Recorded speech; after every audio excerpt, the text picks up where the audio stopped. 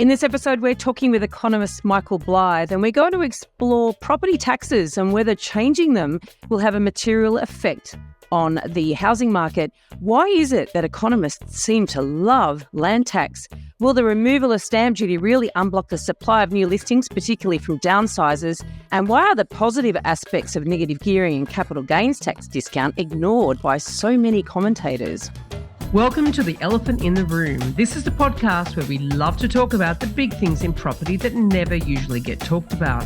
I'm Veronica Morgan, real estate agent, buyer's agent and buyer's agent mentor, co-host of Foxtel's Location Australia, author of Auction Ready and co-host of Your First Home Buyer Guide. And I'm Chris Bates, mortgage broker, recently ranked number 5 in Australia out of over 18,000 brokers in the annual MPA Top 100 Mortgage Broker Awards. Before we get started, I need to let you know that nothing we say here can be taken as personal advice. We always recommend you engage the services of an appropriate and experienced professional. Our guest today is Michael Blythe. Michael is a respected chief economist and senior executive with extensive experience in economic policy and financial markets. He's worked for both the Commonwealth Bank of Australia and the Reserve Bank of Australia, and currently he is the chief economist and co-founder at Pinpoint Macro Analytics, as well as economist in residence at downsizing.com and economist at large at iPartners. Now, recently he released a paper with the daring title In Praise of Negative Gearing, and it certainly grabbed our interest. Now, thank you so much for joining us today, Michael. We're really looking forward to your insights. Thank you. Michael, we were chatting offline a couple of weeks ago, and I thought, how the hell have we not had you on the podcast with over 300 episodes? And so thank you so much for coming on. We didn't get you on for that negative gearing article, but you kindly shared that with us yesterday. And let's start there. I mean, whenever people talk about housing affordability and, you know, the issues with our property market, tax always pops its head up. You know, we need to change the tax system. Why do you think that's the case, that we always go there as to solve our problems? Well, I think it really comes down to about how important taxation is in driving investment decisions. Any economist will tell you the worst thing you can have really is tax-driven investment strategies as being the way you try and make money. But clearly over the years, negative gearing has been seen by many people as one of the ways you accumulate wealth, the way you prepare for your retirement and so on. Because it's all to do with housing. Well, everybody knows about housing, and the idea of a tax deduction, I think, is also very attractive for many people as well. So you do see a lot of money heading in the direction of housing for those reasons. And from then, it's a pretty short step, I think, to saying, well, all these investors who are being subsidised by the government are adding to demand in the housing market, which is pushing up prices, which is making housing unaffordable for first-home buyers. And then all of a sudden, you've got the kind of classic tax debate in Australia, which is the winners versus the losers. And typically it's the losers that make the most noise. The winners kind of tend to sit quietly on the sidelines, I think, because they don't want to get into a debate about something that's obviously working for them. So not just with negative gearing, but I think with tax in general in Australia, you find this very kind of one-sided debate. You don't get the full story. And it's one of the reasons I wanted to have a closer look at the negative gearing side of things and just kind of putting the counter arguments, if you like, whereas maybe it's not such a bad thing after all. Yeah, we want to talk about sort of the state governments tinkering with land tax and, you know, potential of removing stamp duty, etc., a little later as well, because that obviously feeds into the same idea about giving others that do not or are not currently participating in the property market the opportunity to participate or to buy property. But can you give us a brief history lesson in both negative gearing and the CGT discount? When did they come into effect and why? Sure. I think you've got to go back a little bit further than that. I think basically we're all trained at birth that you need to get a house and you need to get one as soon as possible. Governments are sensitive to what people want. So there's been a long history of government assistance programs to get people into the housing market, particularly for first home buyers. They nearly all involve giving first home buyers some money in some fashion or the other.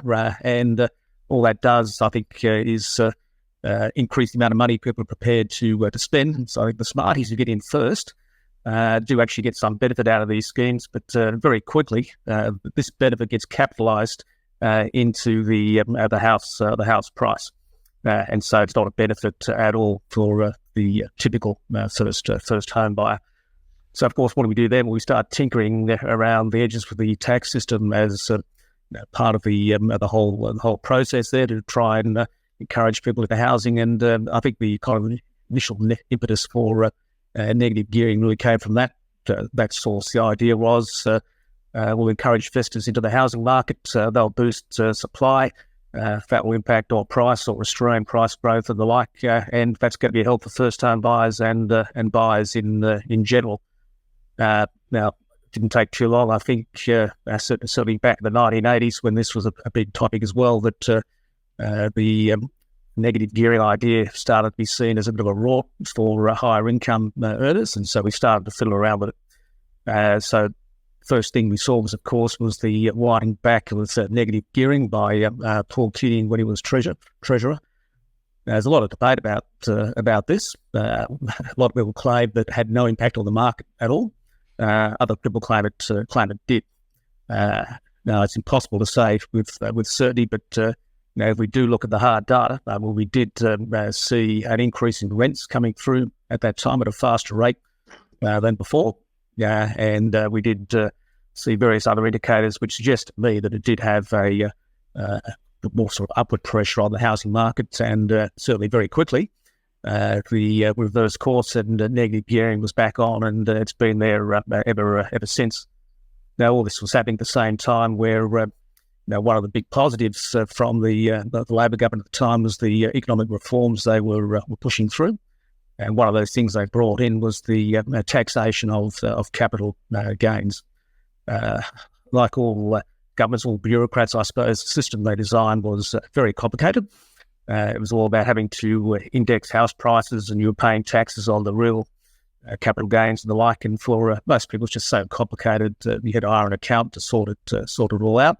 So John Howard, when he was running the show, came up with the idea of we'll simplify the whole thing. We'll tax your capital gains at your marginal rate, but we'll give you a 50% discount on that. And I think if you look at that, that clearly did boost investor interest in the housing market. It's a simpler system, which was the aim, but it did, in fact, boost interest in negative gearing in the housing market in particular. So I think that also, once again, government tinkering had a positive upward pressure on house prices and didn't necessarily help the people that some of these schemes were designed to do. That's this kind of scheme that we've had in place ever since. We've seen many suggestions over the years to change that, and the lesson most politicians have learned from those attempts is that it's not a good idea if you want to win an election, as we saw a couple of elections ago, and so it seems to be off the table for the moment. But there was I think an interesting kind of case here with the changes to the stage 3 tax cuts. They were widely viewed as being a negative, or would be a negative for the government at the time, but it seems to be pretty well received. And I think it's probably going to embolden the government to be a little bit more ambitious in some of the tax reforms that they may want to experiment with, maybe not before the next election, but certainly this topic is not going to go away any time soon. Yeah. Back in 1985, that's when they basically had a 2-year period where there was no negative gearing. But it also, didn't they change it? Wasn't it that no property was subject to capital gains tax prior to that, and then just investment properties after that date? Is that correct? That's right. So it's always been the case, the house you live in, there's no capital gains tax on that. And any assets prior to when the capital gains tax came in was tax-free. So again, one of the incentives then was to try and convert income from wages or elsewhere into essentially a capital gain that was wasn't taxed at all. Yeah, essentially. And we tend to think about negative gearing in housing, but you can use negative gearing for everything. So the stock market certainly But you never seem to quite see the same debate about when there's a negative gearing in the stock market. It's all about housing, which again I think just reflects how kind of tuned into the housing market that we all are. Well, I guess it's quite visible too, isn't it? If somebody's got properties, they're there. If you're renting a property, somebody owns that property, whereas no one really knows who's got shares. It's much less obvious.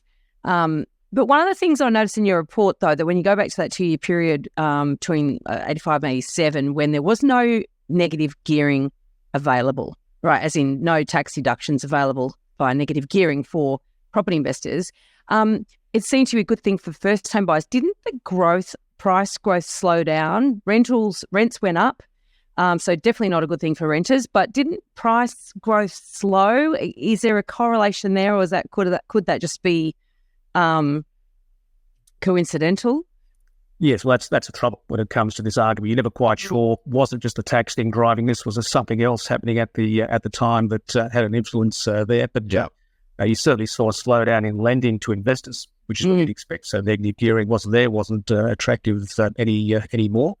But it clearly also had an impact on the supply side with vacancy rates going down and rents picking up, which didn't help anybody.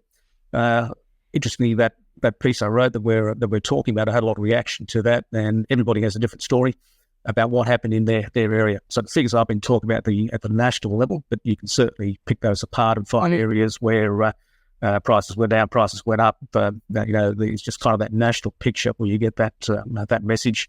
And I think that's why there's no kind of real agreement whether it helped or not. But the fact is, the government backtracked pretty quickly on that one. So it tells you they saw more negatives than positives in the end. Whether that was just a political strategy or whether it was a reflection of the feedback they were getting at the time, of course, we'll never really know. But it is a pretty contentious part of the debate, and plenty of people disagree with me on that. Michael, I mean, do you think that this is the negative gearing debates is a bit of a sideshow when capital gains tax discount is probably the big thing that really gives people a big tax advantage, right? Because I think it's maybe you pay about 20 to 25% capital gains tax. A lot of countries around the world, just reading your reports, a lot higher than that. We might pay, when you're a top tax income earner, you're on 40 to 50%, right? So there's a huge incentive to, if you can, keep income low and build assets that pay lower rates of tax, capital gains tax. Do you think that's the thing that we probably should be changing more than potentially tinkering with negative gearing? Oh, absolutely. If in the end what you try to do is have some impact on prices, negative gearing is not the way to go. I mean, people forget negative gearing means you're actually making a loss. You're not making money out of it, you're making a loss. That's the whole point.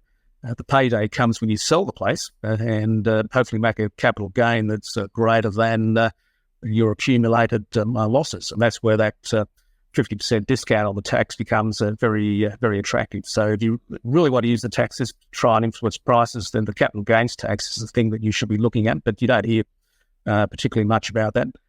And, you then come back to the problem of where do you stop? Why should we treat housing differently from all other investments?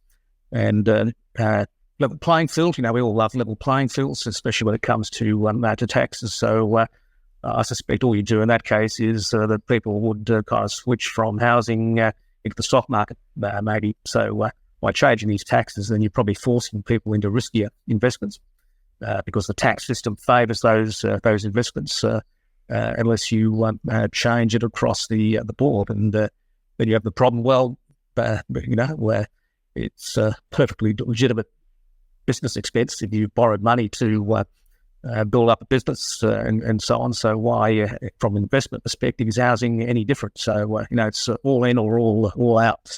And that's one of the big sticking points, I think, why it's just difficult to do this kind of stuff, because you don't want the unintended consequences, if you like, coming through. And do you think that's where the unintended consequences, you do this tax change, right?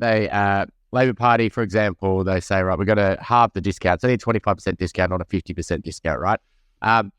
But do you think if there's a continued problem with housing affordability, that, there's not going to be, hey, we should start taxing the growth on your home? maybe we should bring in inheritance tax. Do you think that's the fear of people when they're making big tax reformers? If they're making that change, what's the one around the corner, and is that one going to come and bite me? So the status quo is sometimes a safer option for people. Yeah, it's kind of that salami approach. You have a little bit here, and the people automatically worry what's coming next, it reflects one of the problems we've had in Australia for a long time, I think, and that comes down to we don't kind of think about tax reform overall. We'll change a little bit over here, we'll change a little bit over there. The history of these things is we always overcompensate the losers to get the big tax kind of changes through, and you're just left with a mess. And the other problem, I think, is comes back to the spending side of government. And governments decide how much they want to spend, then they work out how they're going to fund it. And so it's looking on the bookshelf, pull out, oh, it's a good idea, we'll raise some tax money doing this. And so you get this kind of piecemeal form that doesn't really work, and in fact, in some ways, can be a negative. So, and we were talking, we didn't really start talking about mentioning land tax earlier on, and we've seen some fiddling on that land tax. It's all run by the state governments. We saw the Queensland government come up with the idea to help on their financial side about any investors in Queensland. The land tax would apply not only on the property they own in Queensland, but across Australia. And what do you know? Queensland investors stopped investing en masse, and that particular one never made it through to the light of day, and they backtracked on that pretty quickly. And of course, they have pushed it through in Victoria, where there's been a big increase in land tax, and the same story. It's hit the investment side of the Victorian housing market pretty strongly, as I understand it. So again, it's one of these things where the playing field is no longer level. It's because Victoria is different from the rest of Australia, and investors will respond to that. And then you get the problem with the supply side of the equation coming through again. Yeah, we've seen certainly in the PIPA survey last year, we saw really a reaction of investors in terms of their sentiment towards investing in those two states, but also their selling actions and intentions as a result of those mooted change and actual change. But also the ACT has moved from stamp duty. They're phasing in a broad-based land tax. So it's not just targeted at investors. That's in this idea of stamp duty being ineffective tax versus land tax, which is a more effective. Is there any sort of evidence or reflections that you can sort of shed on this particular thing? Because I guess a lot of states are looking at that and how that's rolling out and what the impact on prices has been, and whether or not it's in fact increased supply in the way that a lot of people say reducing stamp duty or removing stamp duty will do. Can we take any lessons from what the ACT's been doing?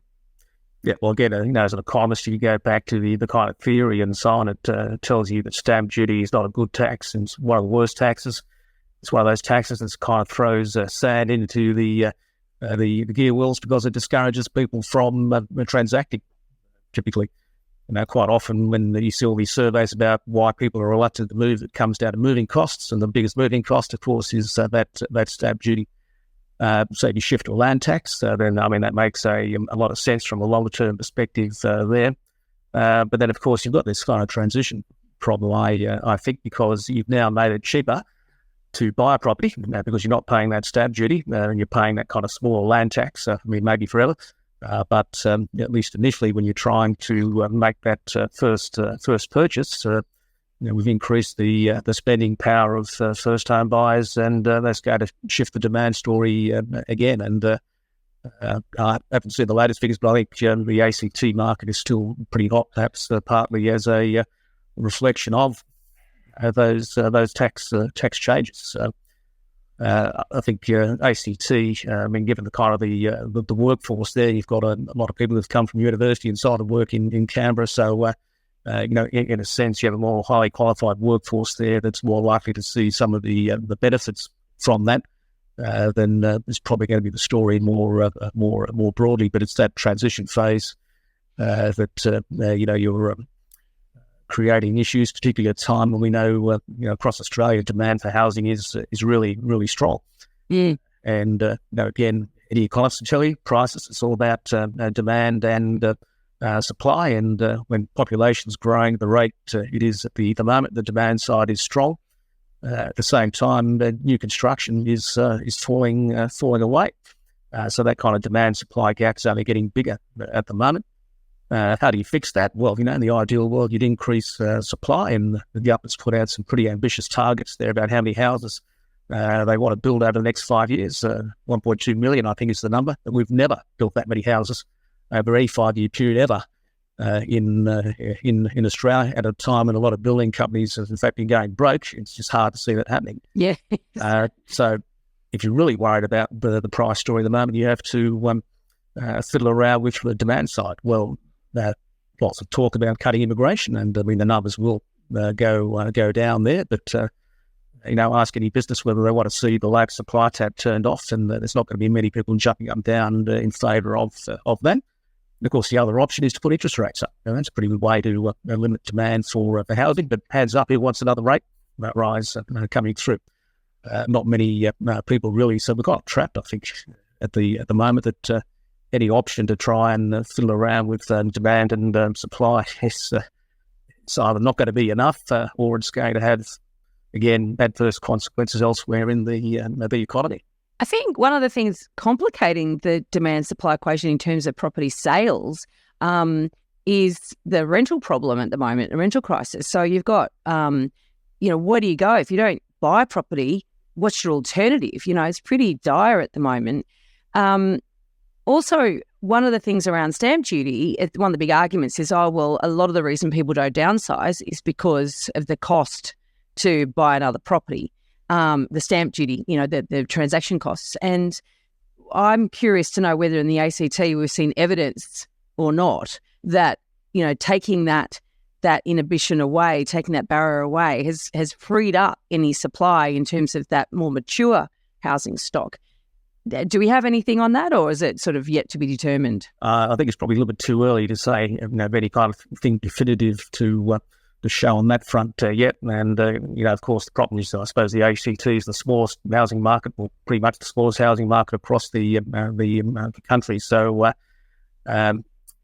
whether this is enough to really change the supply story in a way that has any kind of real noticeable consequences, we're yet to see. But you do raise an interesting point here, though. I think one of the things that most people don't really realise is the housing market is not like any other market. You walk into Woolworths, you can buy everything you can see. But if you look at the Australian figures, housing turnover, housing sales, about 6 to 8% of the stock is transacted every year. Yeah. New construction adds maybe 1.5–2% of the stock. So at the most, something like 10% of the housing stock is in play at any point in time.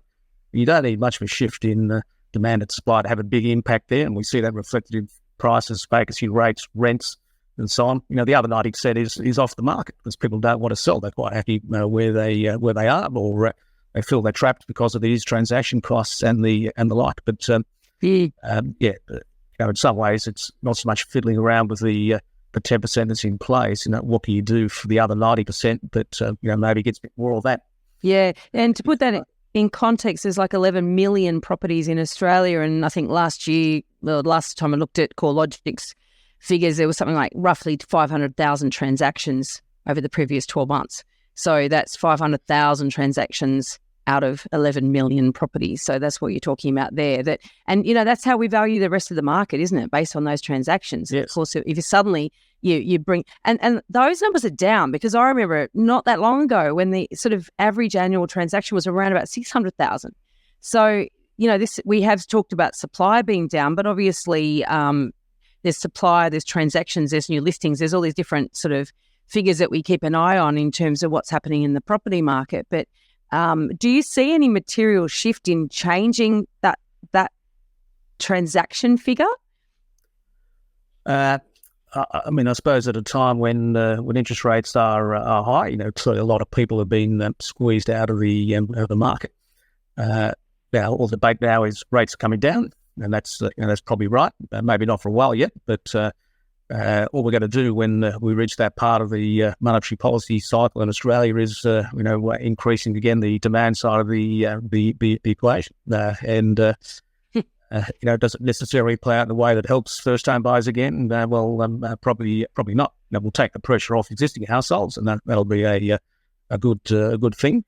But whether it feeds back in a positive way into the story, I don't know. So you're probably more likely to get increased sales when household finances are under pressure, and that choice then comes down to am I actually better off selling and getting out, and maybe coming back into the market later on or not. So, but again, is that the way you want to increase transaction activity in the market by squeezing households to the point where they have no option? So, possibly not. So, again, it just comes back to there are so many pluses and minuses. Work, you try and fix one problem, and another one comes up, or you create a bigger problem somewhere else.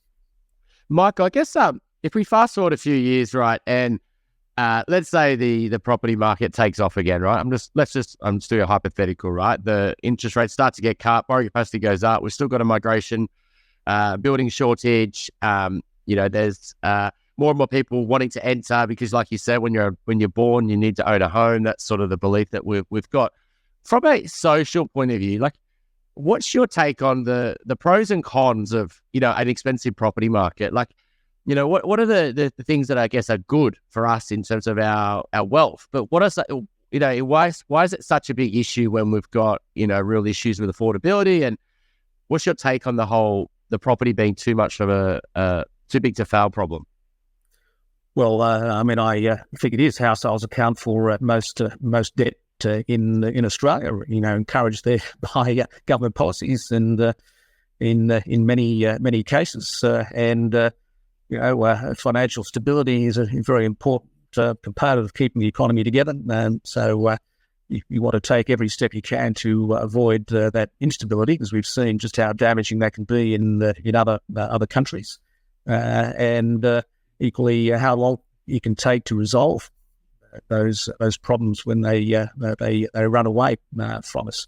I guess what you're really talking about in a way is do we need a change in mindset in Australia? Is being a lifetime renter, is that necessarily a bad thing? And there are plenty of countries where people do exactly that. But as I said right at the start, we've all been trained from birth. You've got to get into the housing market, and governments have tried to help us to do that along the way. So, I think that would be very difficult to think to tune. Equally, I'm reminded of, it was probably about 10 years ago now, period there where housing was seen as very unaffordable. Not surprising there, I suppose. And so what we started to see was a lot of discussion about, well, you're actually better off, the money you'd be paying into your mortgage, you're actually better off putting that into the stock market or superannuation or something like that, and accumulating wealth that way. And provided you've got enough of that wealth at the end of the story, well, then you can afford to keep renting. And the calculations people did then and actually showed that you actually made more money investing in the stock market than what was costing you to try and pay off this mortgage over the next 30, 35 years. So, that quickly disappeared as an idea when the next housing boom came along. Yeah. But it is a reality. And which also reminds me, another interesting part of the story here is a lot of those countries where there are more renters than owner-occupiers, or the gap, if you like, is kind of filled by not kind of individual investors, but actually companies, big owners of the housing rental stock in Europe, for example. I think 10% plus is owned in some countries. You don't see that in Australia, very limited. And so the kind of individual investor here has kind of filled the gap that the corpus has filled in other countries. So another option here is maybe we want to get the bigger players to see housing as another asset class that they can invest in, not just the house down the road, but the kind of the big developments, and this kind of buy and rent idea, I guess, that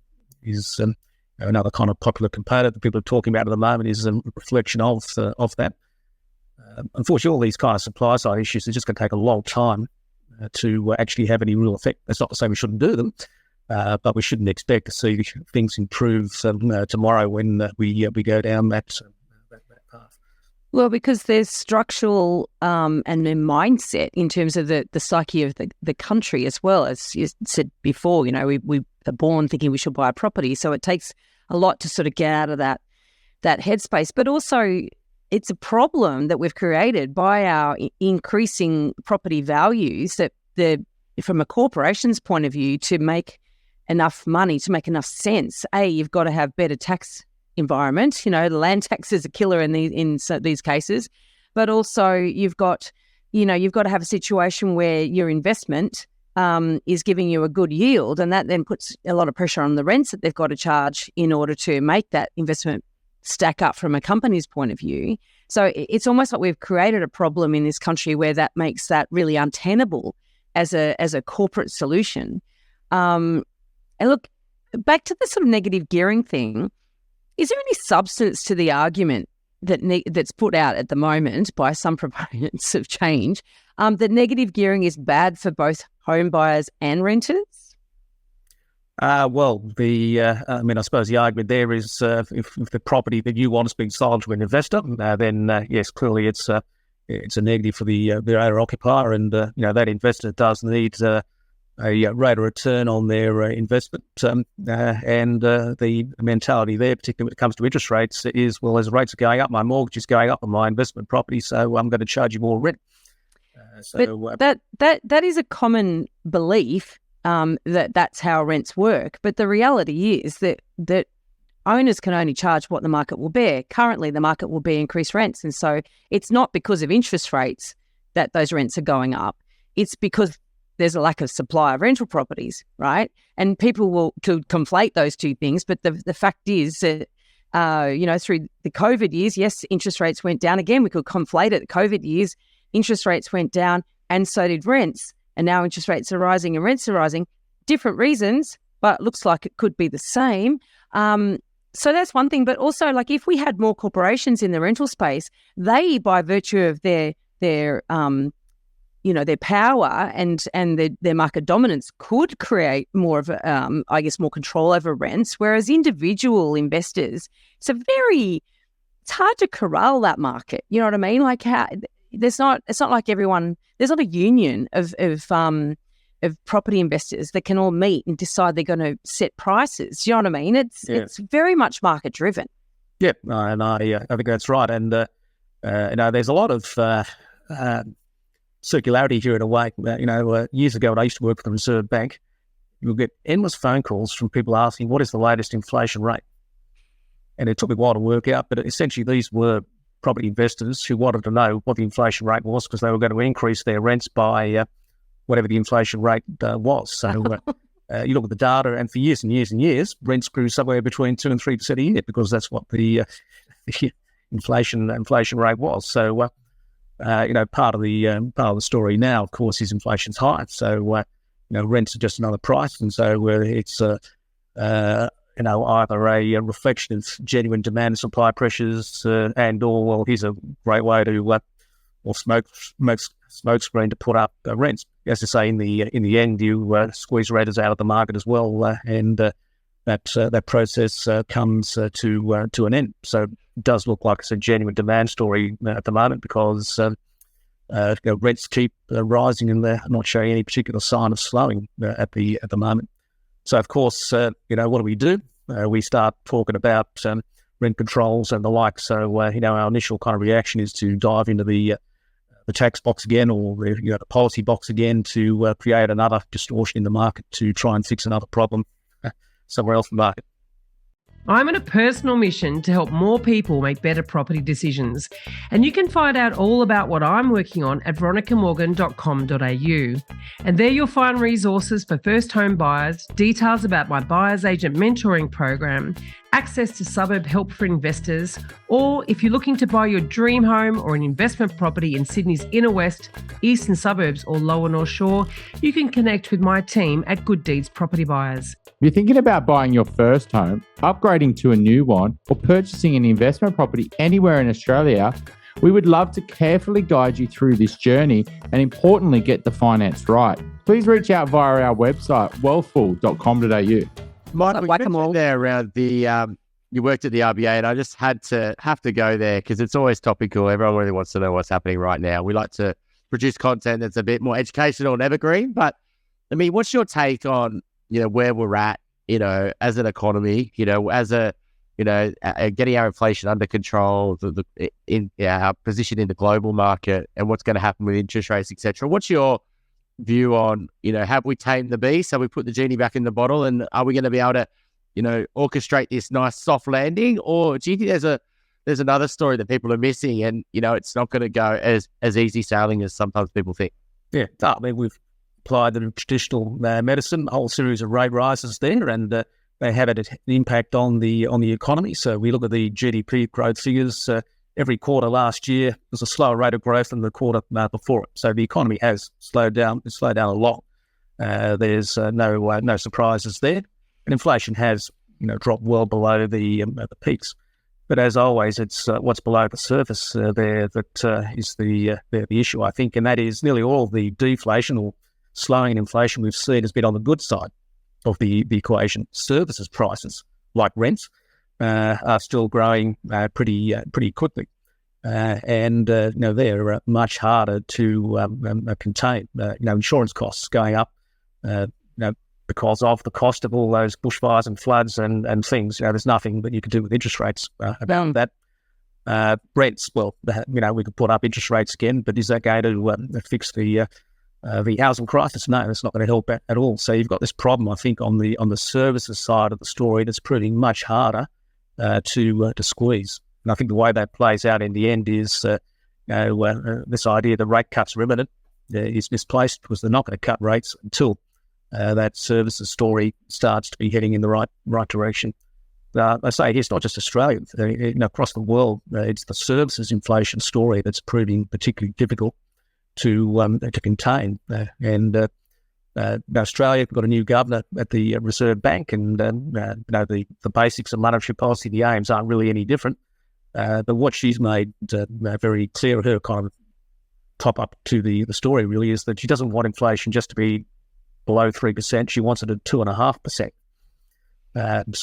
There's that kind of extra yard that we're going to have to go to kind of hit the numbers that she's looking for before she'll be happy to lower interest rates, and that's going to take time.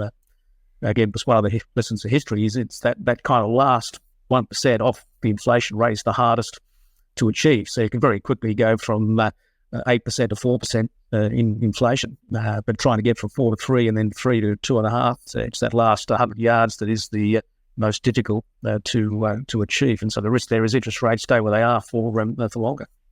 Is there any good signs in the services sector at all, though, where, is it higher migration helping us? I mean, is this a problem across lots of different things? Yeah, maybe hitting us on rents. Are insurance premiums starting to taper? I mean, I guess with inflation, it's always a rolling band, isn't it? So if you have a lot of inflation fast, it's probably not a bad thing. What's your, and there's going to be a capacity to pay there, right? So insurance companies, can't just keep increasing.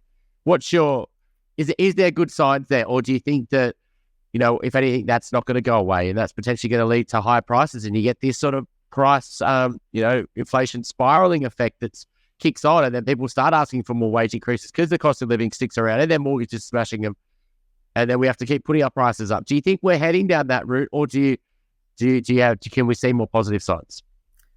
Yeah, I mean, it's interesting. Despite all the extra labour supply, wages growth has actually picked up, and what do you know? Wages are actually growing faster than prices right at the moment. Real wage growth has returned. Not a lot of it, but it is there.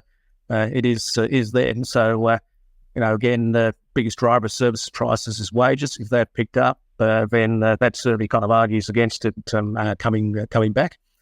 Have we actually got any kind of slowdown in services prices? Well, largely by paying for it. The government has paid to lower service prices. So, we've had from state governments, for example, various subsidies put on your electricity bill and the like. The Commonwealth government's increased the childcare rebate and so on. So, there are bits of services inflation that have actually slowed quite noticeably, including rents, because Commonwealth rental assistance has gone up as well. But we've kind of bought it. It's not a permanent slowdown in inflation. So those kind of pressures are still there. Now the Reserve Bank worries about inflation expectations, and the longer inflation stays high, then the more we kind of get that ingrained into people's expectations, and they adjust their behaviour, i.e., wage demands and so on, to reflect that. So that's what the Reserve Bank worries about. And right at the moment, inflation expectations are pretty well contained, but it's a risk that they are concerned about.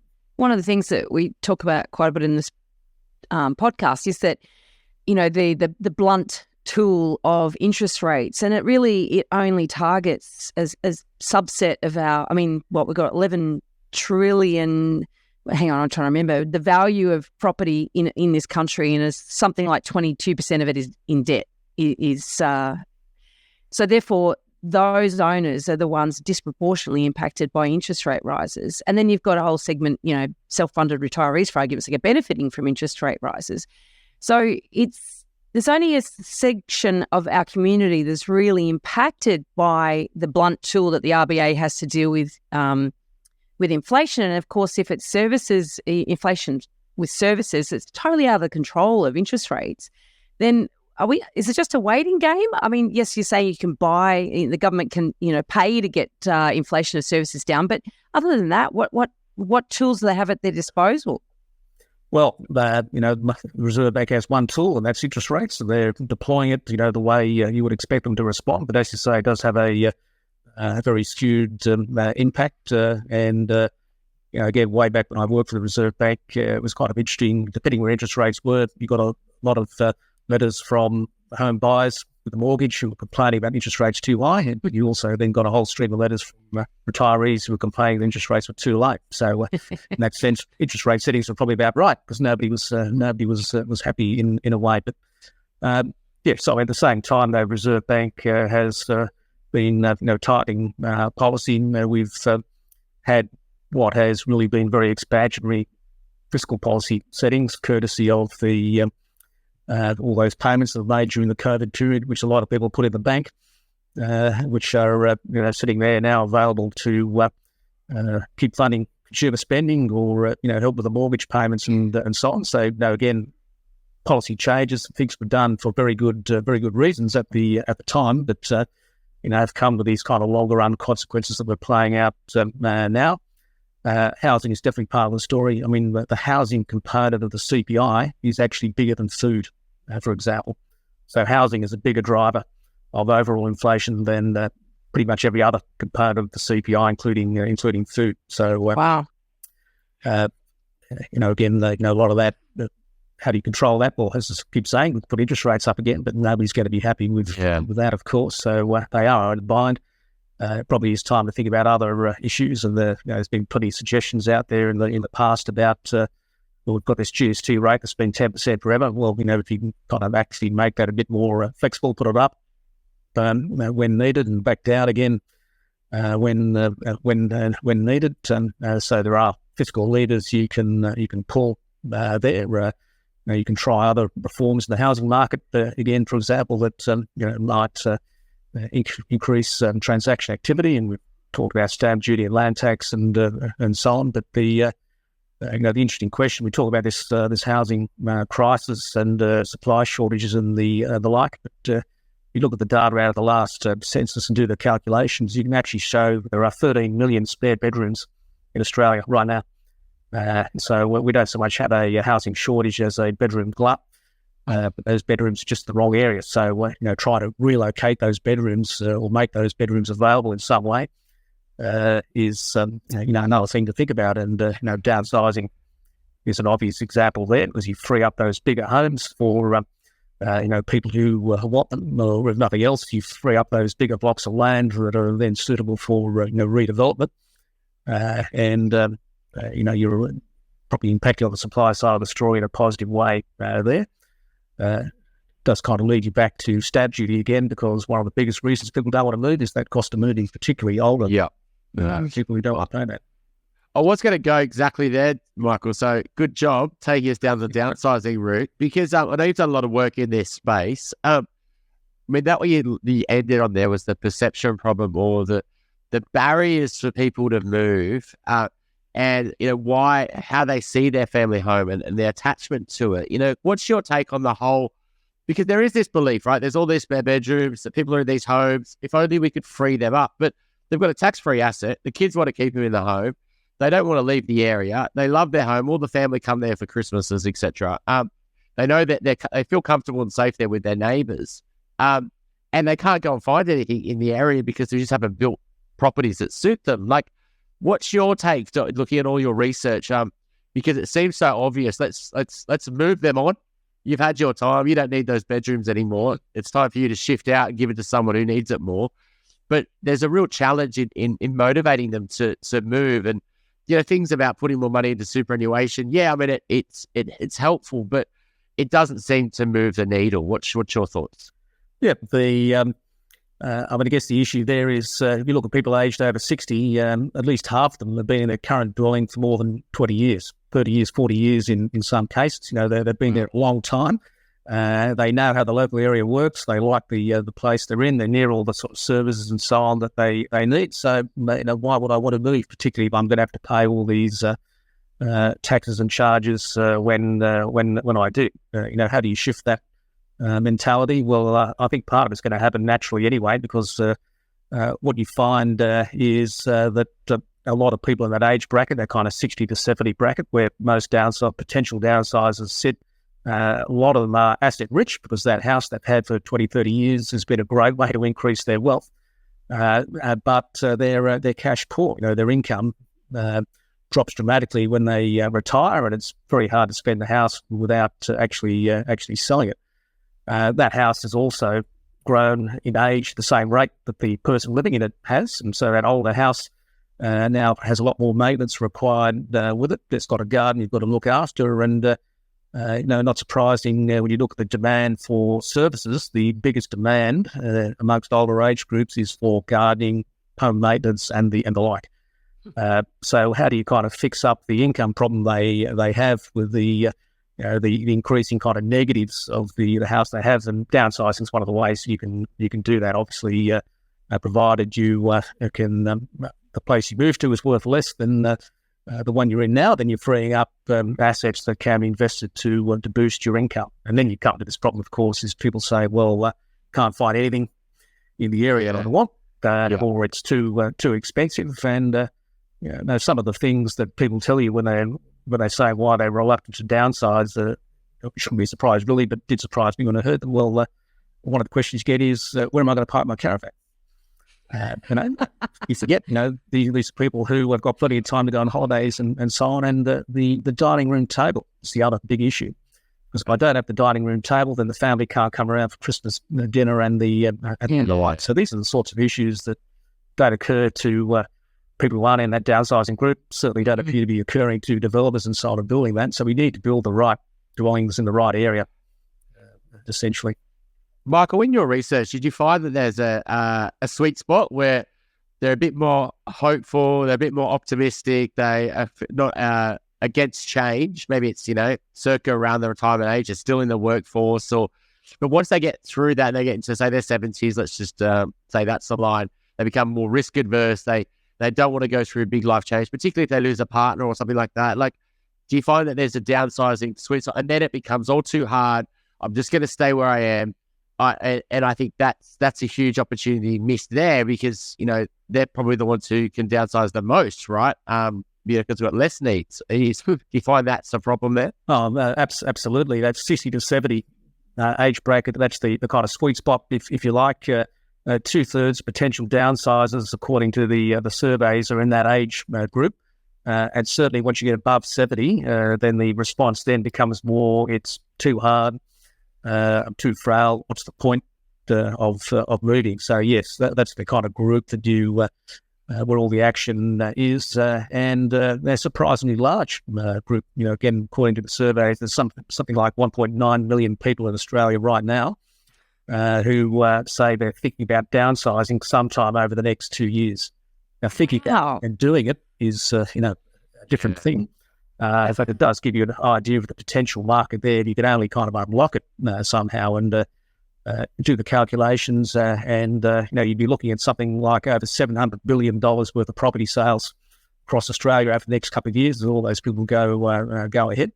And the average kind of equity release when you look at what people could sell their house for now versus the kind of property they intend on buying is across Australia about $340,000. So that's a pretty hefty equity release. Of course, it varies dramatically across states and within capital cities and the like, but that's the Australia-wide average. Put that into superannuation, for example, and you could boost your income tax-free by another $21,000 a year for the average downsizer, and that's a pretty useful injection of cash. You end up in a more age-appropriate dwelling, and you boosted your income, and that's the kind of message that needs to get out there, as opposed to the very natural reaction people have that they want to age in place, as we like to say these days. What's your thoughts on the failings of our aged care system and the Royal Commission? I mean, into aged care, highlights that, and I guess the belief that a lot of older people don't want to go there. They do everything they can to stay in their home. Even the government encourages that because it's sometimes cheaper for them. Like, how's that problem, causing, I guess, further issues in our housing market by not freeing up that stock or those properties where they don't have a place to go? They want to stay there till the very end. Yeah, I mean, you can understand why governments want to do it. It's a good way of containing costs. Much cheaper to keep your existing house than having to build some purpose-built construction for that. And now, when we look at government spending broken down by age, what is really interesting is that it's the older end of the age range is where most government spending goes. By a long way, on a per capita basis. That makes sense because, aged care is very expensive. Health costs are very expensive the older you get. And, of course, there are age pensions and the like. So you can see why they're kind of focusing on this. So, yes, it's a great strategy from that perspective, but it doesn't help with the broader housing and demand and supply story. No, probably not, because you make it easier for those people to stay in their existing dwellings. Now, do we want to throw them out the street? No, well, absolutely not. But these are the sorts of policy issues that need to be thought about. And this, of course, feeds back into negative gearing, doesn't it? Because the idea of property investing is so that we can build assets that will ultimately fund our retirement, so we are less of a drain on the public purse when we get to that age. And yet the big argument about negative gearing is the cost to the taxpayer now, particularly with rising interest rates. So it's all part and parcel of the same picture, isn't it?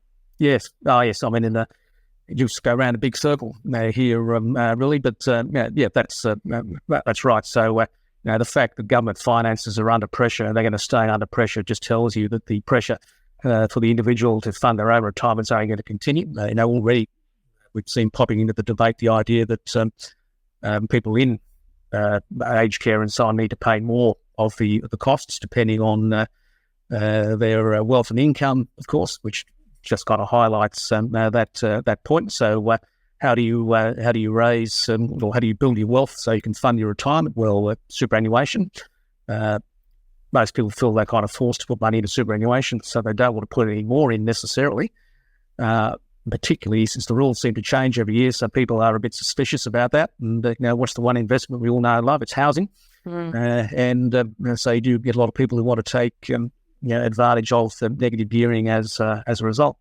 And I'd actually argue that people focus on the short-term cost of the budget of negative gearing, and there are some frankly rubbish numbers, I think, about how much it's costing government revenue and the like. What you've actually seen in Australia is the number of people who are making a profit out of their investment property is going up. And it now actually exceeds the number of people who are making a loss on their investment property. Now, this is from data from the tax office, and it is a couple of years behind where we are right now. But it's negative gearing on that basis is actually making a contribution. So you'd like to see the government revenue. Yeah, if it's a couple of years behind, it doesn't take into account interest rate rises, but nor does it take into account the recent rent rises. Yeah. But one of the things that's been one of my bugbears, is that proponents of axing negative gearing often quote that 80% of the deductions go to top earners and use this as evidence that's unfairly benefiting those who are already wealthy. But that's not actually the truth of the situation, is it? No, there's plenty of people at the other end of the income and wealth distribution who are taking advantage of it. For sure, wealthier households get more of the benefit, but surprise, surprise, the rich have more of everything, including housing. Yes, they also pay more tax. So who would have thought and essentially there. But, there are plenty of, when you look at the tax office data about who is claiming these negative gearing deductions, there are plenty of teachers and nurses and the like who are doing exactly that. So it's by no means just the rich that are getting some advantage, although, pure dollar terms they would be. But as I think you were going to say, it's the top end of the income range that pays most income tax in Australia. So, as it should be, of course, but we look at the figures and look at not just tax payments, but adding on the benefits that come the other way from the government pensions and all the like. And, it's only the top 20% of taxpayers in Australia who pay more in tax than they receive back in government benefits. So we are relying on a reasonably small group who are the kind of net funders for the rest of us. So can you just say that again, please? So if we look at the tax people pay and the benefits they get back in terms of age pensions and schools and all the rest of it, the lower income groups, it's a negative. So they get back more in benefit than they pay in taxes.